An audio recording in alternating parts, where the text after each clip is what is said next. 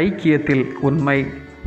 பிரிவினைகள் இல்லாமல் ஏக மனதும் ஏக யோசனையும் உள்ளவர்களாய் சீர்பொருந்தி இருக்கவும் வேண்டுமென்று நம்முடைய கர்த்தராகிய இயேசு கிறிஸ்துவின் நாமத்தினாலே உங்களுக்கு புத்தி சொல்லுகின்றேன். 1 கொரிந்தியர் 1:10. மனிதர்களாகிய நம்மிடம் ஐக்கியம் தேவை. எங்கு ஐக்கியம் இருக்கின்றதோ அங்கு மகிழ்ச்சி உண்டு. ஐக்கியம் இல்லாத இடத்தில் மகிழ்ச்சி தொலைந்து போகின்றது. அனைவரும் ஐக்கியமாய் வாழ வேண்டும் என்று இயேசு கிறிஸ்து விரும்பினார். எனவேதான் யோவான் எழுதிய நற்செய்தி நூலில் பிதாவை நோக்கி இயேசு கிறிஸ்து மன்றாடுகின்றார்.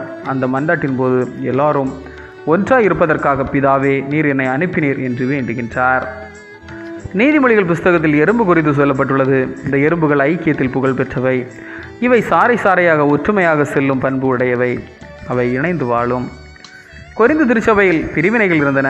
நான் பவுலை சார்ந்தவர் என்றும், நான் கேபாவை சார்ந்தவர் என்றும், நான் கிறிஸ்துவை சார்ந்தவர் என்றும் பல நிலைகளில் பிரிந்து காணப்பட்டார்கள். இதனால் அவர்களுடைய ஐக்கியம் சீர்குலைந்தது. இதனால் அப்போஸ்தலனாகிய பவுல் கொரிந்து சபைக்கு எழுதின 1 நிருபத்தில் ஐக்கியத்தை வலியுறுத்தி நீங்கள் எல்லாரும் ஒரே காரியத்தை பேசவும், பிரிவினை இல்லாமல் ஒரே மனமும் ஒரே சிந்தையும் உள்ளவர்களாய் இருக்க வேண்டும் என்று புத்தி சொல்லுகின்றார்.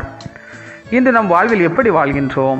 நம்முடைய வாழ்கின்ற மக்களோடு பிரிவினையை ஏற்படுத்தி ஐக்கியத்தை சீர்குலைக்கும் பண்பு நம்மிடையே இருக்குமானால் இந்த காலை பொழுதில் நம்மை ஆராய்ந்து பார்த்து நாம் எல்லாரும் ஒரே மனதோடு பிரிவினைகள் இல்லாமல் ஏக சிந்தையோடு ஆண்டவராகிய இயேசு கிறிஸ்துவில் நிலைத்திருப்போம்.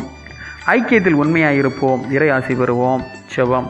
அன்பு நிறைந்த கடவுளே, எமது மனம் நறுமணம் வீசிட பிரிவினைகளை அகற்றி ஐக்கியத்தில் இணைந்து உம்முடைய அன்பில் நிலைத்திருக்க அருள் புரியும். ஆமீன். இந்த நாள் உங்களுக்கு இனிய நாளாக மலரட்டும்.